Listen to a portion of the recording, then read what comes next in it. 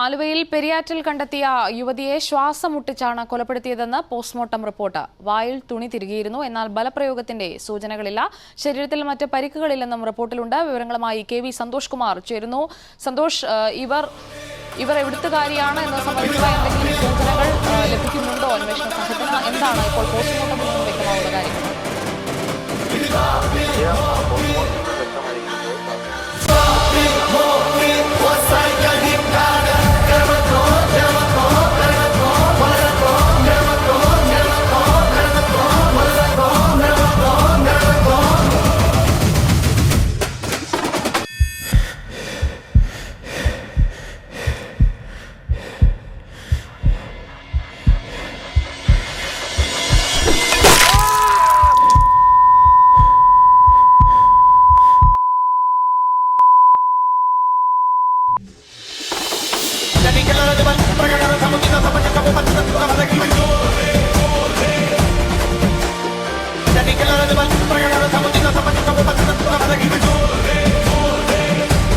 ആലുവയിൽ യുവതിയെ ശ്വാസം മുട്ടിച്ചു കൊലപ്പെടുത്തിയ കേസിലെ പ്രതി ദുരൂഹ സാഹചര്യത്തിൽ കൊല്ലപ്പെട്ട നിലയിൽ കണ്ടു.